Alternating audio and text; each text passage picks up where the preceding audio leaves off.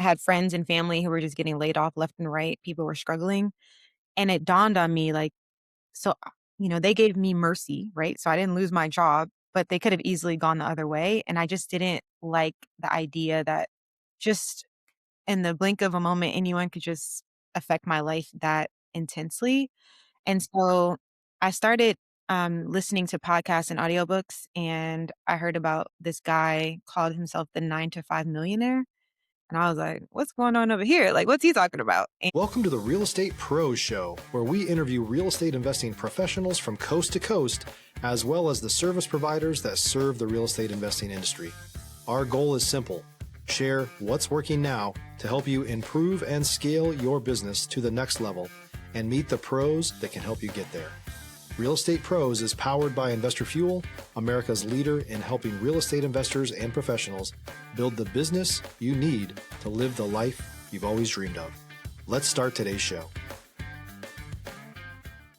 Property insurance for real estate investors doesn't have to be difficult, but it does need to be there to protect you when you need it. MyInvestorInsurance.com not only provides insurance at 15 to 30% cheaper than traditional agencies, it's built specifically for real estate investors like you.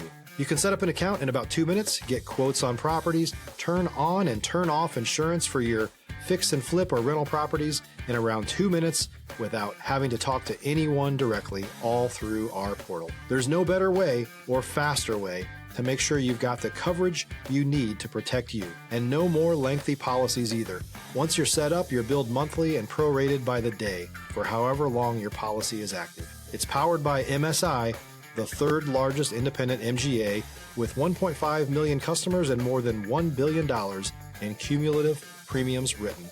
Get set up today in about 2 minutes at myinvestorinsurance.com/fuel. Hey folks, welcome back to the show. Today's guest, Ashlee Edwards, is a corporate attorney, real estate investor, private money lender educator based out of Los Angeles, California. She helps busy professionals build freedom without quitting their day jobs. By day, she serves as a corporate counsel. By night, she scales cash flowing rentals and private loans while also teaching others how to do the same. She also co-founded Lenders and Friends, a collective of private money lenders and industry friends. You can find them at lendersandfriends.com. That's LNDRSNFRNDS.com. You can also find her on YouTube, youtube.com/@Ash-E-Always. Ashlee, thank you for taking the time today. Yeah, thank you for having me. I'm super excited. Now, when we talk about single family home investing, when we talk about lending, but also, when we talk about being an attorney, right? These are in many ways three separate but overlapping spheres of skill sets. Of course, being an attorney, I'm imagining you had some interest in real estate, and then you could also see, hey, being an attorney can facilitate a lot of this. I might have a leg up. But how did you get started in real estate investing? Yeah, that's a good question. So I kind of stumbled upon real estate investing. So I was an active attorney working at a big law firm, and COVID happened. And the law firm had the choice, of course, to let people go to save money. But what they chose to do was to reduce everyone's pay and not lay anyone off. Meanwhile, I had friends and family who were just getting laid off left and right. People were struggling. And it dawned on me like, so, they gave me mercy, right? So I didn't lose my job, but they could have easily gone the other way. And I just didn't like the idea that just in the blink of a moment, anyone could just affect my life that intensely. Yep. And so I started listening to podcasts and audiobooks, and I heard about this guy called himself the 9 to 5 millionaire. And I was like, what's going on over here? Like, what's he talking about? And he was talking about how he built $1 million real estate portfolio while working his 9 to 5. And I was like, okay, this might be a way to hedge against the risk that my employer at any moment could just fire me or lay me off or decide I'm no longer needed for their operations.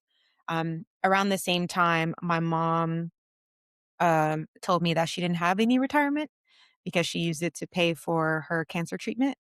And so it was kind of a convergence of two things happening. Like one, the pandemic, and then two, me finding out that, oh, I'm now responsible for making sure that she has what she needs. And I was like, oh, it's a lot of pressure. And so when I started hearing about real estate investing, I was like, I got to make this happen. I got to figure out how to do this. So Did you have a certain feeling like almost like back against the wall? I got to make something happen. Stop living on an island and join the #1 mastermind in America for professional real estate investors. Investor Fuel is a community of hundreds of the nation's top investors working together to build stronger businesses and better lives. In addition to the amazing community of real estate investors acting as a board of advisors for one another, Investor Fuel members have access to 100% funding on purchase and repairs for our members only, a health insurance program, and benefits and discounts that more than pays for the membership of most of our members, meaning it's actually costing you money to not be a member of Investor Fuel. If you're looking to scale your business and build a business that allows you to live the life of your dreams, please visit investorfuel.com today and book a call with our team. yeah, I felt just really stressed. I mean, I was already burnt out from work, and then it was also like, okay, and now I have to, provide for a whole human. And I was like, this is kind of a lot. But I feel like sometimes that feeling is what allows you to do extraordinary things. Because you can take that and redirect that energy towards learning what you need to learn and taking action quickly. So Yeah, I mean, when we talk about what gets people into real estate investing, some of the biggest things are, you know, hate my job. Unfortunately, death, divorce, something like this, losing your home. I've heard a lot of people talk about going from foreclosure to becoming a foreclosure specialist, really. I've heard even like tax strategists talk about that, owing a bunch in taxes and then helping real estate investors with their taxes.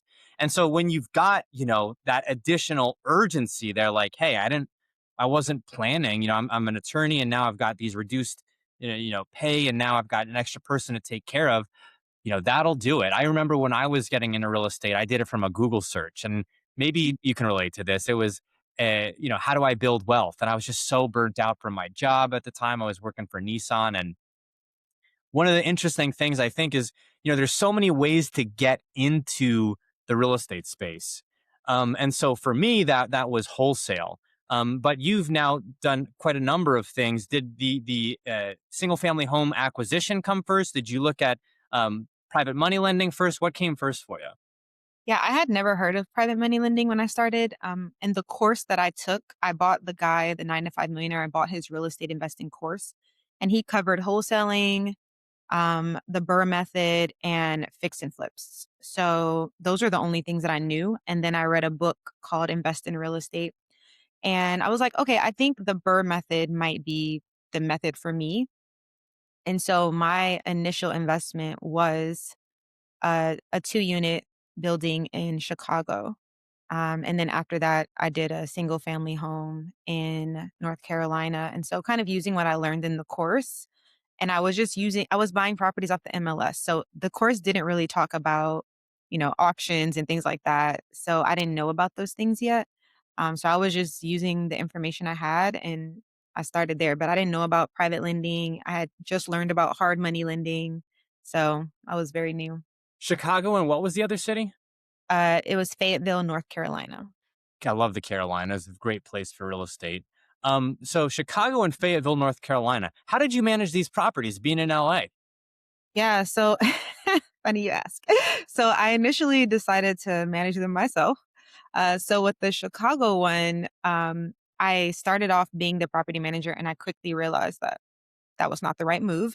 Um, I think I think there's something about being too close to the property. It just wasn't working for me. Like the tenants texting me and things like that. I couldn't handle the demands and the emotional side of that plus my job. Yeah, I So hear I you. I hired a property management company for that one. And also dealing with the Section 8 department was such a headache. And I was like, I'd rather delegate this to someone else, especially since I'm not there. I can't schedule inspections with the tenants and do my job. And then in Fayetteville, I managed it myself because it was just one person and it wasn't Section 8 and it was just more straightforward. So I could just hire people on Yelp, to go out and do things for me. And it was much more simple than the building in Chicago. So So you've got these two deals, and you're a corporate attorney, and you're like, you know what? private money lender. I need to add that to the repertoire. I'm not doing enough. No, so I ended up leaving that job because I was burnt out, honestly. It was a lot of work, a lot of pressure, very good money. They actually did end up paying us the back pay after the pandemic. So they reduced our pay, but then made it up to us. But it was too much for me. And I needed something more like 9 to 5, actually. It was more like 9 to 10, you know? And I was like, this isn't really working. And so I Yeah. left that job and I had an old 401k. And I heard on a podcast that you can do this thing called a self-directed IRA.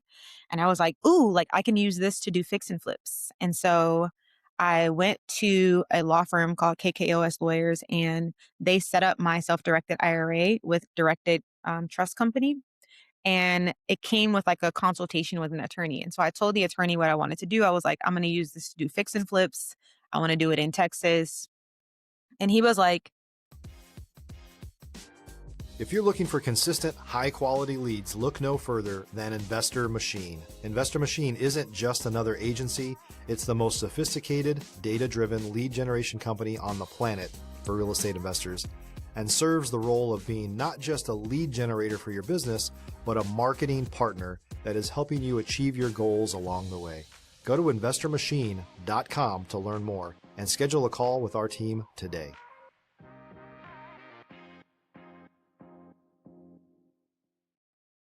can I give you some advice? And I was like, okay. And he was like, I don't think you should do fix and flips because that's not what my billionaire clients are doing. And I was like, well, I'm not a billionaire. And I only have, a certain amount of money. And he was like, well, I think you should consider a different strategy. Like, have you thought about private money lending? And I was like, I don't even know what you're talking about. And so then he explained to me like how it works and what it is. And he was like, you've never done a flip before. You don't even know what you're doing. You're gonna go out there and you might mess up. And what if you lose all this money? He's Yeah. like, instead of doing all that, why don't you just hire the pros, let them do what they do, and you fund their projects? And I was like, I didn't know I could do that. And he was like, yeah, like why stress yourself out? You could just be the bank. And I was like, that sounds great. Like, how do I do that? And so he told me how to do it. He told me what I needed to set up, and I did it. And I was like, you're right. This is so much better. So, yeah. So you get into the private money side. Uh, these are typically, I mean, there's so many different ways private money can go down, but you have, hard money construction loans. You've also got, I've seen commercial, and then you've got, bridge debt and so forth. Did you specialize in one of these segments? Yeah, and that's what he said. He was saying, like, since you're very new to this, you need to pick one area, one state, like, don't make it too complicated. And so I was like, okay, I'll do fix and flips since that's what I initially wanted to do anyway. So I initially started just doing fix and flip loans, but only the rehab portion. So the fix and flipper had to already own the property pretty much. And then, or they had to be in the process of acquiring it. And then I would provide the funds just for the rehab portion of the fix and flip. Have you ever had any of those go south? I had one that I had to modify once actually. So, you know how these flippers will be like, oh, I'm gonna be done in 4 months or whatever, and no, Yeah. not A at all. year later. Yeah. So there was one time where the borrower, we did an agreement for 6 months and the project was supposed to be done. And around the fifth month, they reached out and they were like, yeah, so I've had the property listed for a bit now and it's not really working. Is there any way we can extend the terms or like modify it? And I was like, well, how much time do you think you'll need? And they're like, oh, just like a few more months. And so I was like, okay, I can make that work. And so I did an amendment to our agreement. A couple months later, property still doesn't sell. I was like, oh gosh. And so they're like, can we extend it again? And I'm like, do you want to just modify the entire agreement? Like, because it seems like it's a lot of pressure. Let's just change the terms and you can start making payments now instead of, waiting until you sell. And they were like, yeah, let's do that. And so that was the one time that I had to modify it to accommodate the borrower. But other than that, I haven't had any issues. Now, when we talk specifically about getting into the game as a private money lender, I think one of the reasons why people don't think about this immediately is like, okay, I haven't done fix and flip. So what business do I have lending to flippers? But in actuality, if you can have that rapport with a uh, experienced flipper, and you can underwrite these deals very well, really it's a win-win because the flipper gets to utilize, your capital, and you get to utilize the experience of the flipper without swinging a hammer to participate in these deals. But on the flip side too, there is of course the risk that, hey, if something happens and this flipper leaves, then basically I'm going to have this property that I'm sitting on. Now, in the case where they own the property, right? So they own the property. I'm imagining you took that as collateral. You put some type of lien against the property. If you're a new or newer real estate investor looking to launch or grow your real estate investing business, please check out Investor Fuel Club. It's a coaching community, but unlike anything you've ever seen before. And you can actually partner with members of our mastermind from coast to coast on deals right in your market. There's no better opportunity to build a consistent business than to literally partner with pros to help you avoid costly mistakes, avoid the need for capital to do deals, and help you eliminate your fears as you're starting your business. Learn more about Investor Fuel Club at investorfuel.com/club. Yeah, so these are secured loans and usually only to businesses. So I don't usually tell people to do any consumer loans. So when you're loaning to the business in a fix and flip, then you're securing it against the property that they're flipping. Yeah. Yeah, so I mean, in the worst case scenario, if they own the property, then you possess the property, and because they don't pay you, and then you could sell that. I mean, that's really a great strategy. Who have you seen as been like the ideal avatar of someone who gets into the private money space? Is there one type of person, or is it really across the board, all walks of life? I think there is a particular type of person, which is what I'm learning based on who's coming to me. I'm seeing people who on the retirement side their retirement funds are not growing as fast as they need them to. So I've had several clients who are, 5 to 10 years away from retirement and they're noticing that they're not hitting the number that they think they need to reach to retire when they want. And they're like, I need something more aggressive. So I see those people. And then I see people who are interested in real estate, but they're like, that sounds like a lot of work. Like, I don't know if I want to deal with all that. And they've heard horror stories and, they don't want to be a landlord or they're not sure they want to learn the business of flipping, but they want to be involved. So I get those people too. They're like, I want to be real estate adjacent, right? Like I want to be close, but not totally in it. So I get some of those people. And then there's people who do loans that are not even real estate based. So in our community, we have people who do equipment loans. So that's our equipment financing side. So they may be loaning to like vending machine operators. They may be loaning to hair salons, doctor's offices, anywhere where there's equipment involved. And it could just be that they want something more passive, right? So real estate is not, unless you're doing syndications like we talked about before, like real estate is not as passive as people make it seem, even with a property manager, right? So they may want to have a steady stream of income, but not be slinging the hammer or getting these calls from tenants. Yeah, no question. I mean, and then another thing that popped into my mind too is like, well, what's the worst thing that could happen if things go wrong? You got to find an attorney. That's right. You are one, right? So it's Yeah. like, you have the leg up on everybody. The thing that I'm always told in real estate as a wholesaler and even as a realtor, honestly, less so as a realtor because people are so concerned, but as a wholesaler, as someone who's worked with a lot of investors, it's not a matter of if, you face some type of civil litigation, but really when. When you're scaling, it's just bound to happen at some point if you're in this game for, decades, right? And so, you are an attorney, you understand that side of the game. So of course that doesn't scare you. And so when you're underwriting these deals, you really have an idea, the full scope of, hey, if this is a worst case scenario and I got to, take this to court, I know exactly what that's going to look like. I know how painful this is going to be for me potentially, but I also know the process. So none of this scares you. Like that's a huge leg up you have on everybody.